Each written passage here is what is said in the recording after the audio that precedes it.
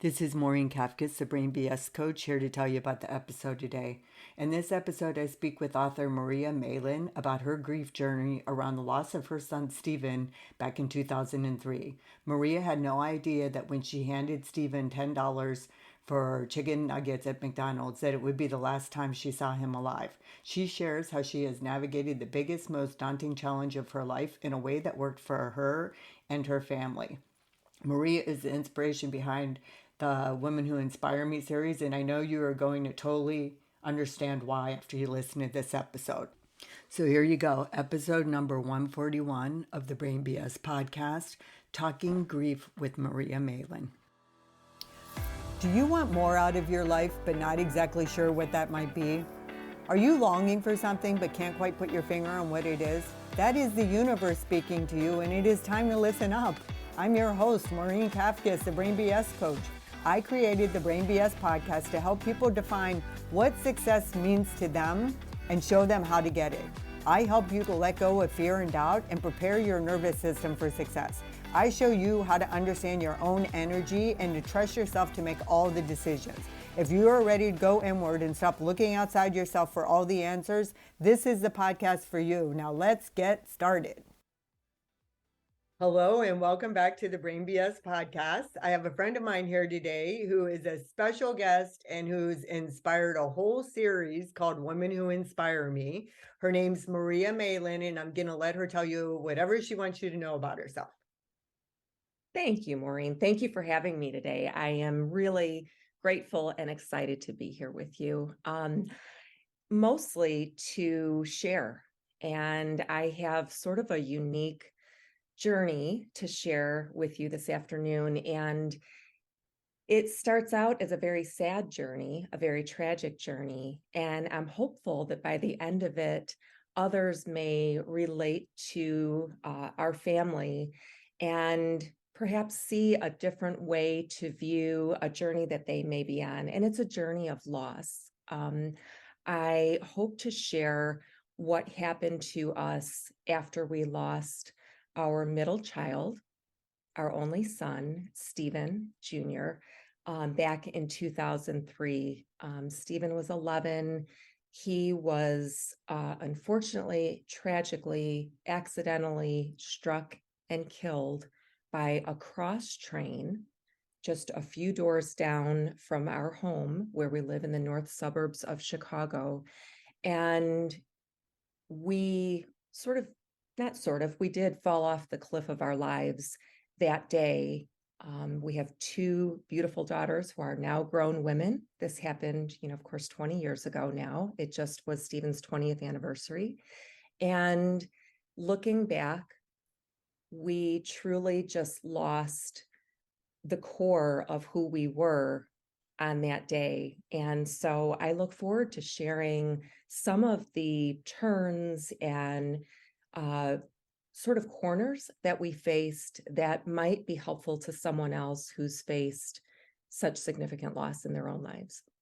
Yeah, there's no doubt in my mind that you're going to inspire and help a lot of people in the episode today. I want the audience to know that I saw the post on the 20th anniversary that you put on Facebook, and that's what made me think about having this series. And I was like, oh, I'm going to do one on women who inspire me. And I met Maria years ago through Bob's cousin, Eleni, and would spend different holidays and different events at their house and have gotten together with them, but haven't seen her for quite a while now.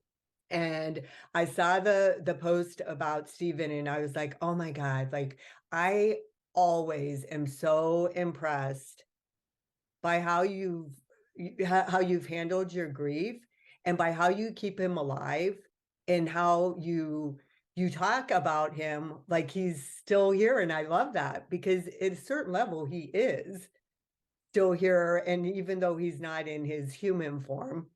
So I think that in itself is really big. But I also want to point out a little bit of brain BS that's going on for me, and you could probably speak to this after all the years, because it's such a sensitive topic and it's so important. I found myself coming into this particular interview with a little bit of not fear, but a little bit of being not wanting to say anything inadvertently that could be hurtful. And it made me think about what it must be like for people over the years and when it first happened that they don't know what to say. So I thought maybe you could speak a little bit to that part of it because I think that would be really helpful for the audience. Thank you. I'd be happy to. I really do feel that we all face unique types of grief, right? I might, very intimately know the journey of a mother who's lost a child and what that looks like at the beginning, middle, or 20 years later now. But I always try to honor others' grief as unique because we tend to sometimes unintentionally compare or say, my gosh, you have the worst grief, or that's the worst loss. And sometimes we're just left with not knowing what to say to others. And I myself still find that to happen when I'm trying to bring comfort to someone else. So I think, what we say isn't always going to be a magic pill, right? Sometimes it's just being present and being a good listener. And I look back and I think of all the girlfriends I'm blessed with in my life. Each one did something a little different. Someone brought me food, someone made me try to laugh, someone brought me a flower that I loved, someone just sat quietly and listened to me. And so we can be present for each other with not much magical wisdom to share and be very effective as we try to comfort one another in grief. Yeah, I love that because there is no fixing it. Right. So there isn't any magic words. And it's really not even so much the words you say as the energy behind it. So if you know that you're coming from your higher self and the best of intentions, that's the energy that's going to be conveyed regardless of what you say. And sometimes people just need to hear, I love you. And I'm Mhm. here to support you anyway. And maybe give, be open to whatever that might look like or the person needs from them. Yeah. And really asking, how can I be helpful? I'd love to do anything. Can I give your child a ride home from school or a sporting, things that are very difficult to get back to in the beginning? Those extra hands around us really were so helpful. And again, sometimes it's just, I have a hug for you. I have no words, but I have a hug, or I have a great set of listening ears. I'd love to be an active listener for you. Yeah. Okay. So let's kind of like go to the story a little bit and kind of take us along I mean, we only have like 45 minutes here, so we're not going to be able to get super in depth, but give people an idea of like the different phases that you went through and just whatever you want to share that you think would be beneficial for us to hear. Yeah, thanks. You know, his death just was so, Steven was here, and then 45 minutes later, he was in the emergency room and being taken off of life support. And so to say that our lives completely shattered that day is quite the understatement. There were no goodbyes. There was absolutely no knowledge other than here's $10 to have chicken nuggets at McDonald's because there are no sports. It's the day before Easter and you kind of have a free day. To here he is laying in the emergency room. So again, to say we fell off the cliff of our lives is such an understatement. And I would say that initially was complete shock and numbness, right? We all were just in such a state of shock that this even happened. We're too normal. We're too, what? Like, this couldn't possibly happen to our everyday normal family of five. And it did.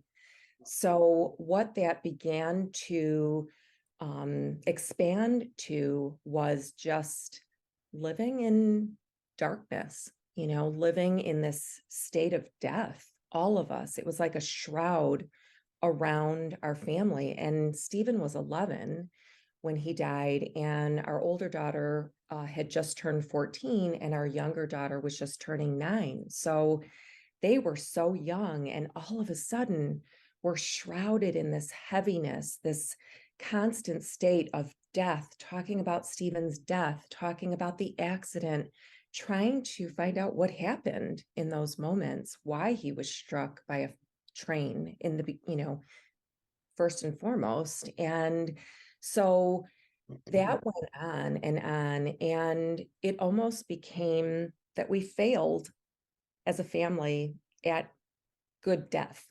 We didn't do well with all the darkness. We felt like we were zombies, and it started to weigh on all of our mental health pretty quickly. And that felt like, we sought out grief support, we sought out counseling for the girls, obviously.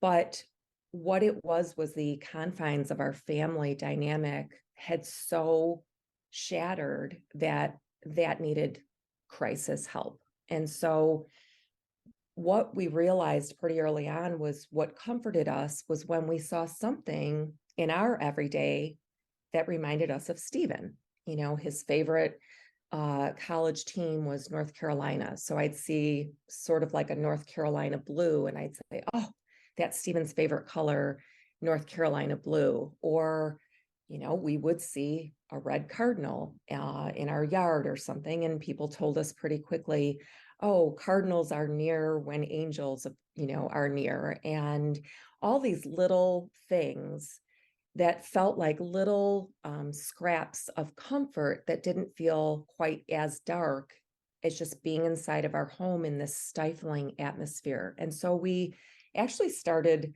looking for little things that reminded us of Steven, his favorite commercial on TV, the impersonation he'd do of the Great America character at Six Flags on our local TV station, or anything that brought a little bit of levity, which were things that reminded us of Steven's life instead of his death. And so that was a very important first for us as a family, to begin to want to gravitate to things that kept his life a little bigger in our minds and his death just a little bit smaller, because it was so overwhelming at that time. Yeah, so I'm thinking about that because I'm thinking about when my mom died, and it took me a long time not to think of her at the end of her life. It was a process for me, and that like is kind of an expected chain of events, losing your parent. I'm just wondering, not that the time frame would be the same for everyone, but I do now when I think of my mom, she's always laughing. But it did take me a few years. So were you able to actually start doing this sooner than that and focus on the good things about Stephen's life and more on that than his death that early on? That's such a good point. And everyone's timeline is so different. And I would say that even between the four of us, our timelines were different, right? I do feel that we tried to tap into what our girls were going through sooner and try to give them more reminders. Oh my gosh, there's the funny, little man on the Six Flags commercial. Remember how funny Steven was when he did that, just to help them find a smile that day. So I would say those things happened before a few years had passed, but I love that you brought up the timeline element, because for a very long time, and I will say here and there still 20 years later, there are visuals that are very, very difficult to completely have dissipate in your everyday life. There are times when we're all feeling uh, low for different reasons. A Tuesday afternoon might bring you down for an unknown reason, and a visual might come into play, or something that's a little bit more difficult to get back to a normal moment from. And that does happen. That can happen for a few years, that can happen for 20 years. It's okay, but I do respect, and I love that you brought up about timelines, and it's so important to know that everyone's is going to be different. Well, and I know because we had a conversation about it before, and you were super mindful of how your journey is your journey and other people's can be totally different. So I'm just, and I know that too. So the last thing we want to do by having this conversation is make anyone feel bad that their timeline is not like, because there is like, that's like where brain BS comes in. Even the whole grief process, honestly, is brain BS about what they tell you, like the linear part of it and how you have to go through this phase and this phase and this phase, and it's just like a path, because it's all over the place and it's always changing. And I think when we try to live up to some ideal that's outside of us, it's not going to work. And like you said, in a family, everybody's different and everybody grieves differently, different timeline, different ways even of grieving, right? Right. I agree. And what I finally learned, which took far longer than a few years, was that I needed to start from the inside out on how I was doing. I was always feeling externally sort of reviewed and watched. Oh, Maria's out running errands. She must be, quote unquote, doing better today. Maria has showered. Finally, Maria went to go get a haircut. Wow, I saw, because this happened in our community, and our community not only held us up in such unbelievable ways, but they also kept watch over us. And sometimes that felt a little bit like being in an unintentional goldfish bowl. And so when it came to finally having some aha moments, they were, gosh, I don't need to worry about what I look like on the outside or that others think I'm okay. I need to concentrate on what my mental strength is today and how I'm feeling from the inside out. And I think that's a lot of our brain, influencing that. So I love the brain BS. I feel that since Steven's death, my own BS radar is higher frequency than it ever was, because I recognize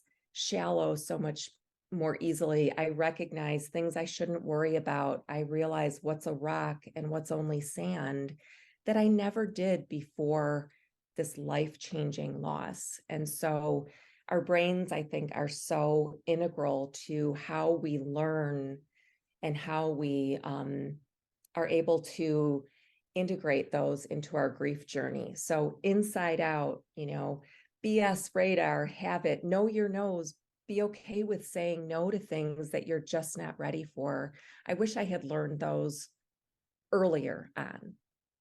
Well, so it's interesting you say that, because I think that all of us, like I had to do that with my business. Like, what am I kept looking outside myself. So I think this is like a universal norm for everything. You look outside yourself for the answers and you think there's some sort of standard you're supposed to achieve or a right way of doing things. But when you do something, and I'm not equating my business with the loss that you suffered, but it has its own challenges.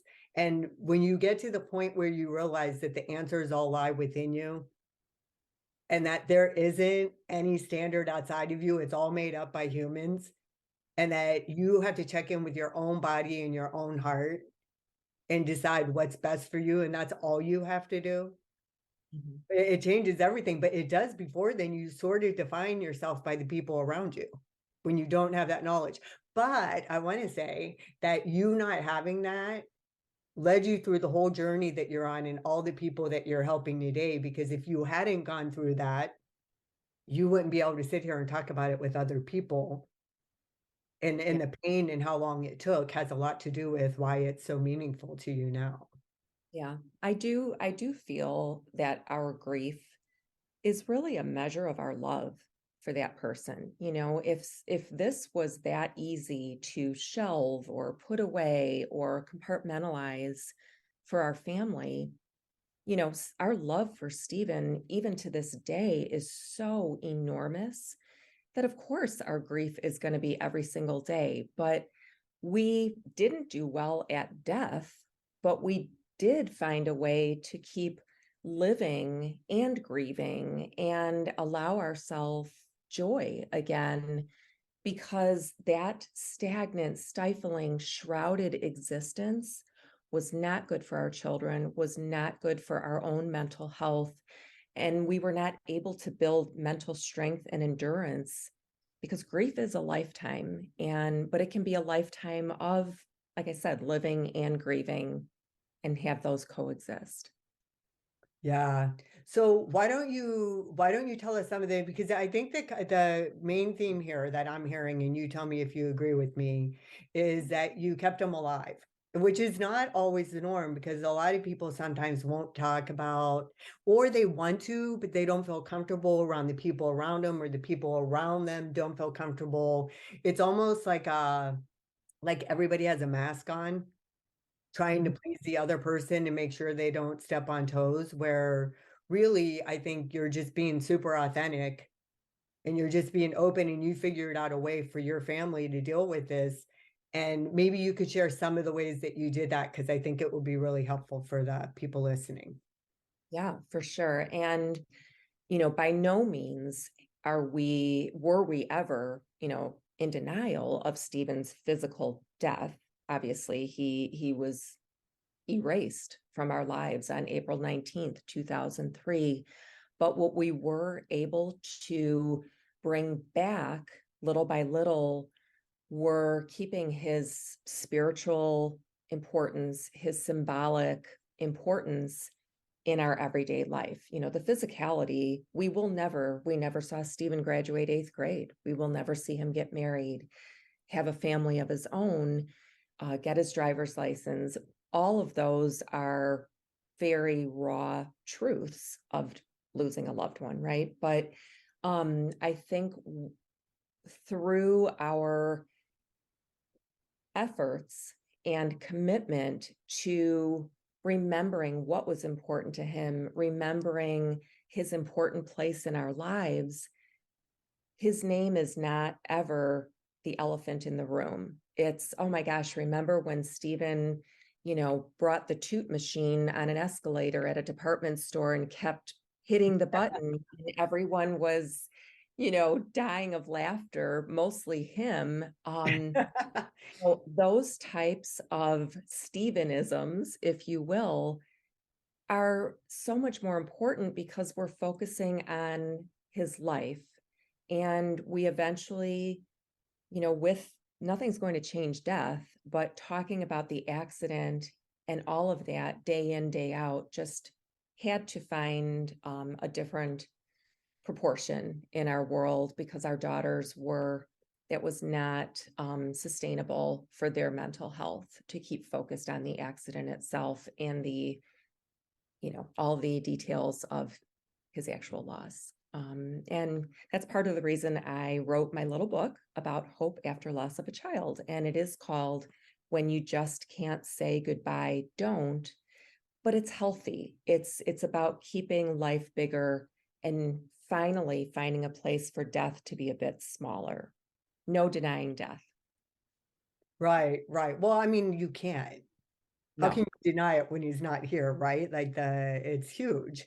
Well, Uh, people thought but we were a bit, in denial, to be honest. They'd say, like, oh, they're just not coping. They're not, are they not realizing, he has died? Why are they talking about, all these things? Like, they should be finding a way to, cope and manage and just get on with things. There is no getting on with things when you have that tremendous of a loss. And we all, almost all of us have endured significant loss. So a parent, a friend, whoever in your life, what's the measure of that? Getting over something that significant. It didn't happen for us. We incorporated it and we lived through it. yeah, our brains have like in natural mode have such a negativity bias that Mhm. like when people see something that's out of the norm, well, okay, so this is another, they see something out of the norm and they think, well, there's something wrong here. They should be sadder. They should not be talking about this. They shouldn't be doing that. And the truth is that the way that you handled it is amazing. Mm. I mean, if you do it based on the way you felt in your body, you felt way better when you started talking about him and keeping him alive. than staying focused on all the sadness, all the negative. It's just this idea that we have to do things a certain way and we have to suffer. We suffer so much because of the way we're thinking, and we Right. don't think it's optional. And I'm not saying that you didn't suffer a great deal, but you alleviated a lot of the needless suffering by changing the way you were thinking and the way you address this.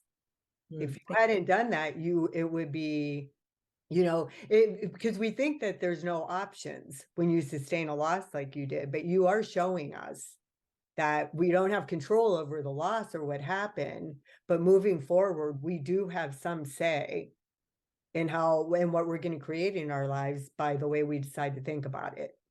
right. And every day is a momentous choice after significant loss. As I said, a Tuesday afternoon can not look so great. It's not just April 19th. It's not just Stephen's birthday.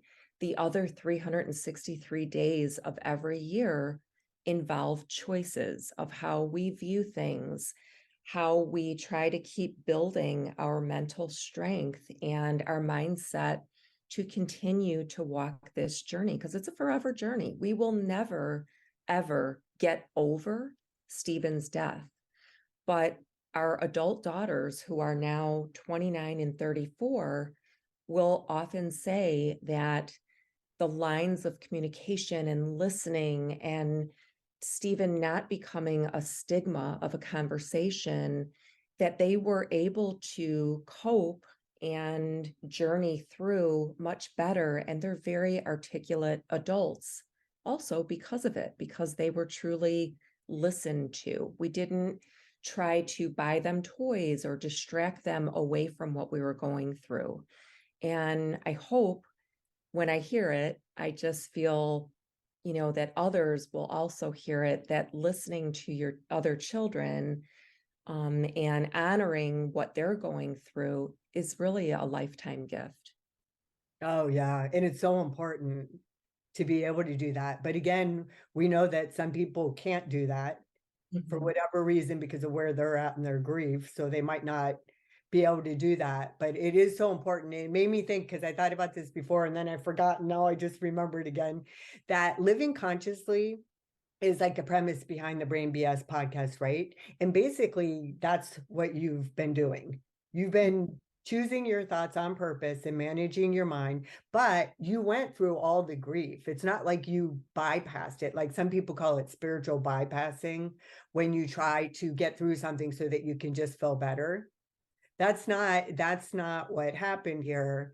And I think it's important to note that sometimes when we live consciously, we look at things differently than we did before. So sometimes we can come off to other people who are not living consciously as sort of being aloof or not caring or in denial. But really, it's not that at all. And I bring it up because I think I actually think that living consciously is like more where we're going in the future and that more people are going to be doing it and it will look different. So I think the giving people a benefit of a doubt and what they're going through and just honoring what they're doing and focusing more on ourselves and how we're showing up and checking in with ourselves is always going to be the answer, because we can't even begin to understand how somebody else is going through something. Right. I just love the term living consciously. I will embrace that in my own life, because even if I just consider it sort of, making choices, the way you say it resonates in such an elevated way for me. So I appreciate that. Oh, sure. Well, because you're a spiritual person. I am. That is what it is. It's spirituality. It took me actually a while to get comfortable admitting how spiritual I am. And I honestly like the term spiritual. I'm not even sure that that fits for me, but it's energy. It's it's like a higher power for sure. And it changes the way that you look at everything. And like those days that you have where you say that the visuals come back or the down days and stuff, those are the days where we go into our automatic programming in our brains and it never, ever, ever goes away. And then the conscious part of us decides to sit with those feelings for a little bit and experience whatever you have to experience. But then that's what gets us back to the place where we are, because what you're doing is your experience with Steven has anchored your practice in spirituality, Yes. right? That's your anchor. So it makes it very easy for you to keep coming back to it because you can't not come back to it because that's how you deal with his loss. Right. I do feel that I did go on a very unique journey in my spirituality and my relationship with God because there was a lot of guilt because I was the one who told Stephen, here's $10, go enjoy, chicken nugget lunch, and never saw him alive after that. Whereas the guilt of thinking that you put, unintentionally handed your child his accidental death is one of the darkest feelings that still pop up here and there, and that I have to try to, you know, um, somehow dilute or feel that this is just today. This is not, I can't dwell in that space because it's so detrimental to my own well-being. And I received some very impactful mentoring from my pastor after Stephen died. And he used to say to me these words of wisdom. He'd say, be gentle with Maria. She needs you right now. And I'd say, what does that mean? I was really in a state of turmoil because as a mother, you're supposed to protect your child. You're supposed to keep them safe and all. And the guilt was very overwhelming. I was angry at myself. I was intermittently angry at God. I was angry at the world and mostly at myself. And my pastor helped me realize that you need to go easy on yourself with those feelings because they can be just so debilitating. So that's something I still think about today, even though those, sessions and coffees and things happened, almost 20 years ago now. Yeah, well, I think that's really important for people to take note of how long that can continue and that you felt guilt for giving him the money to go to McDonald's. I mean, because I'm from the outside looking in, it's like, oh my God, how could you feel? But that's what happens, right? Because that's what our brains want to do. That our ego, not ego in the sense of I'm better than you, but ego in terms of how we can beat ourselves up for things. you Mhm. know well, and I just want to offer you, and I don't know if this will be helpful or not, but I think as humans we have this construct of should or could have or would have, and it's not even real. So there is no alternative universe where Stephen lived.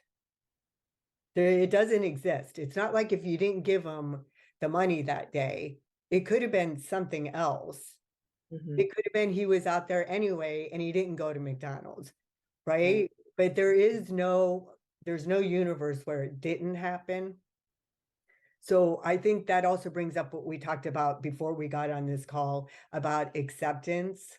And Mhm. it's so hard, I think, when something horrible happens for people to accept it.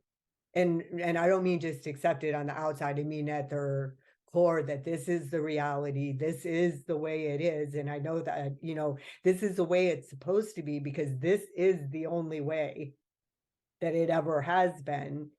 Then that's when you can do all the things that you've been doing, because when you fight it and you resist it, I think the suffering continues.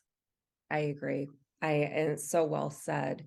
The angst and the turmoil of constantly fighting, the internal battle of, life versus death versus guilt versus responsibility versus acceptance and peace.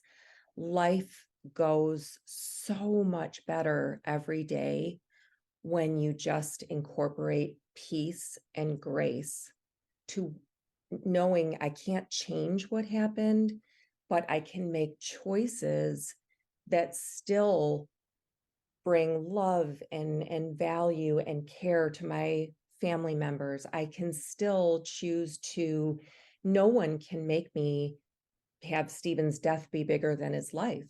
I want his life to be bigger than his death. Death is, that's done, but those choices are just so important to the remainder of our own lives. My son would not want me to wear proverbial black the rest of my own life. He would say, Mom, wear red. Mom, laugh. Mom, become a grandmother. All the joyful things that have happened, even though he's not physically here with us to celebrate them, he knows I'm not in that shroud of black the rest of my life, mostly in honor of him, because he was such a joyful human and he, was so full of life himself. And so I think if we give ourselves permission to have grief and living coexist, both can. We don't need to get over the grief. We can live with it. Yeah. And I think when we talk about acceptance too, then we have to accept that, yeah, 20 years later, there's going to be days where your brain wants to offer you that it was your fault. Like the Brooke Castillo at the life coach school where I got certified called those drive-bys. They're Ah, drive-by thoughts. You can be perfectly fine 1 minute and then something can pop up in your head and it can just like really do a number on you. But the more that you make living consciously a practice and you become like the Eckhart Tolle calls it, the observer of your mind, those thoughts come up and you can say, okay, brain, I see what you're trying to do today, but I'm not going down that road. Thank you, but no, thank you. I'm going to stay, in this space. And the more aware you become, the less impact because thoughts only really impact us in our body if we believe them. interesting. So that would be like if I were to tell you, well, and nobody can see you on here, but you're very beautiful. If I told you, Maria, you are so ugly, you would just be like, you wouldn't even believe it because you're not ugly. Like it wouldn't even faze you. But if I told you, Maria, I don't know, whatever. If I told you something that there was even an inkling of what you believed in there, then you would feel it in your body. Then you would question it. Then you have the fear, the doubt, all the other things. But when you're able to see a thought for just a thought, because we have like 60,000 of them a day, and almost all of them are lies. Almost all of them are lies that we make up to cause ourselves to suffer. And if we know that, then we can just be like, okay, like I do it all the time with whenever I'm in a situation, I find myself getting anxious. I'm like, okay, I'm getting anxious here. Like, what's going on? And then I figure out what it is. And then sometimes I just have to sit with it. You can't keep the thoughts from coming up, Right. but you can keep them from visiting as long as they can. Yeah, when they overstay their welcome. Yeah. And You know, their stay gets shorter and shorter. yeah, that same pastor used to tell me, God has big shoulders. Release it to God, or maybe you release it to the universe. Maybe that's your spirituality. And either way, I think we tend to just shoulder everything as these tremendous burdens that even if we do, nothing's going to change. So we can either keep carrying that heavy burden and dragging it along, or release it out to your universe, your God, whatever you know, your life tells you what to do with it. It doesn't have to be that heavy, and it's like you said, I love that you said and reminded me that it's okay that sometimes at a stoplight, I'm still back in the emergency room, or I'm crossing that very train crossing because I still live in the same community where he died, still crossing those tracks. And that can stop me cold, but it's a much shorter moment now because then I can get back to today and think about my grandchildren or think about my job or think about something else. and I'm not stuck there anymore. I release the burden of that moment much quicker. Yeah. And when you talk about that and you release it and you turn it over to a higher power, that kind of makes me think of law of attraction. Mm. Because when you don't, you're holding all that energy and you're keeping it inside you, and you forget about give and take, you forget about the flow in and out, and you're literally cutting off all the abundance that can come into your life. And you've had a lot of abundance in your life since Stephen died. We have, we have. And I do believe that toxins build up with grief, and I think crying is a good thing. I think we need to release toxins, however you constructively choose to do it. We all have ways that maybe wouldn't be as constructive. Maybe it's, some type of substance or crutch or food or activity that's detrimental to our health, but they happen. But I think crying is amazing. I actually think that crying at key times on my journey has released the poisons that were just bottling up and bottling up and bottling up till I almost exploded in tears. And then, woo, I felt better. Yeah. And not to mention, Maria, you had this horrible tragedy, but then you've also lived an entire life with all kinds of other shit happening. You So this think? is not right. So this is not like your only challenge in life that you have dealt with, the biggest, but it's not the only one. I mean, day in and day out, we go through this on a regular basis. So, one of the ways that I cry the best is I Mm, watch things that are happy. Like The Voice for me, people think it's like a superficial reality television show. For me, it's the complete opposite. I see people getting up on a stage that are terrified, that have never done anything like this before. They're putting themselves out there. You hear the family story. The families are there cheering them on. I literally bawl my eyes out every time I watch The Voice, and I make a point of it. I record it and I watch it when I feel my emotions starting to build up in me, and I can't, like, I get like a little numbness or something to me and I can't figure it out. I watch that or Ted Lasso or mm, something really happy, and it gets me crying. And then I start bawling and I don't even know why I am. But it's mm. just releasing emotions. And I don't attach to any stories. Once I start crying, I just let it go. But I don't think back to sad things, or I don't think that I'm crying because of this or that. I just cry and it feels so good. And you can tell when you do it without attaching it to a story, because it feels like such a release and such a relief after you're done. Yeah. Amen to crying. Oh, And sure.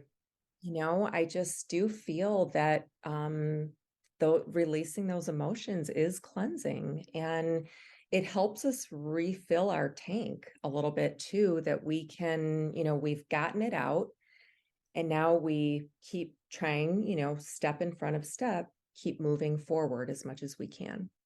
Yeah, that makes me think of the episode that I just did. I think it's the one before this, or I'm recently with Danielle Savory about receiving, Mhm.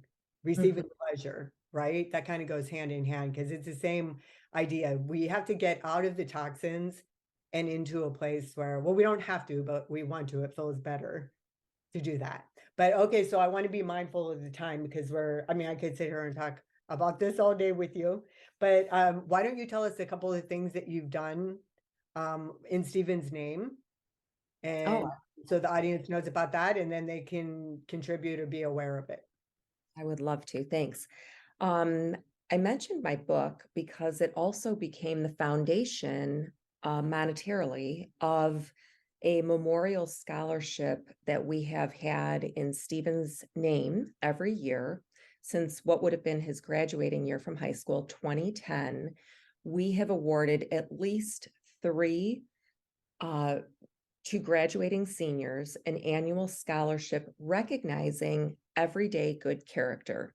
So, not necessarily the academic achievers or athletic achievers, but just the students at our local high school that just do simple everyday things when no one is watching, when there are no service hours accumulating. Yeah. We have the Steven Malin Jr. Memorial Scholarship Fund, which again began with the proceeds of my little book about hope after loss of a child. I also realized that a return to gratitude really was a game changer for me. And so I thought one of the most positive things I could do to be grateful for my own healing and that of my family is to give to others who are going through difficult grief journeys. So I became certified in grief coaching and life crisis coaching in early 2011. And I've led numerous grief support groups, done a ton of volunteerism on this front, and really feel that giving to others who have a similar journey, not even necessarily loss of a child, but there are, again, so many important and significant losses that it's really helped me express my gratitude from the healing of my family and the blessings that have come. So I've done that. We just always try to stay outward. My husband Steve has joined the local Parks and Rec board that helped us renovate an entire baseball field in our community with Steven's memorial donations that initially came in. And so almost a year to the date of his death, we renamed and rededicated now a state-of-the-art baseball field, which used to be a rundown little field in back of our, where we lived, in Steven's name and memory. So giving back to the young baseball players in our community felt just great. Wow, that's amazing. And it makes me think of, and this is really hard to do in the moment, but Eckhart Tolle and other people say it's always happening for us, not to us. Mhm. So I'm sure this definitely feels like it happened to you as well. But the fact that you're able to do so many wonderful things because of it and make it a gift to some people, that it happened because you might not have otherwise been inspired to do some of these things, right? That's just like a beautiful tribute to somebody who is gone, who's not here with us anymore. I mean, there's really nothing much better, right? Stephen would be like, sweet, I love it. Stephen would be so happy about all of this. And, we feel confident in that. And it really helps our family just be extra together, doing good things in his name and memory. That's amazing. Okay, well, also since we have you on here and you're an amazing real estate coach, why don't you tell us a little bit about that for anybody who needs real estate coaching? Well, you are amazing to even bring that up. But what my gig, my real job, that pays some of our bills is for 12 years. I have specialized in real estate coaching and training. I've worked for major brokerages, and 2 years ago, I went out on my own under Maria Malin Coaching. So to learn about what I do, or even a little bit about the grief work that I do, you would just simply visit me at mariamalincoaching.com. I keep my email very simple. It's mariamalincoaching@gmail.com. And so if you want to drop me a line to say hello for any reason, I definitely always welcome that. And also on Facebook, Instagram. I don't go crazy with the social channels. I keep it pretty familiar, and life rolls a little easier that way for me. Yeah, yeah. Well, we get to do it our way, right? Yes. So is there anything else that you didn't have a chance to say today and you might have, so you don't have to like come up with anything if you don't, but is there anything that you would like to say that you didn't have the opportunity to say? I do. And it's thank you.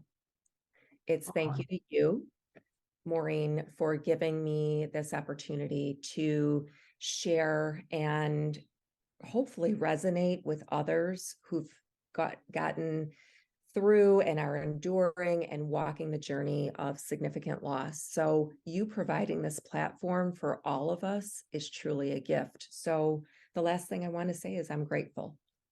Thank you for that. Thank you for coming on and thank you for inspiring me to do a whole series on women who inspire me. Oh, well, thank you. You inspire all of us too, and Well, all appreciate right, you. on that note, I'm going to end it and say, audience, I know you learned something valuable here today. I'll see you next episode. Thanks for being here and learning about Brain BS. I hope you enjoyed listening to the episode as much as I enjoyed creating it for you. If you did, please take a little time to do a quick review, give me 5 stars, and share it with everyone you know. If you're actually interested in being on the podcast yourself or have questions about it, you can find me in the Brain BS podcast community on Facebook. See you next time.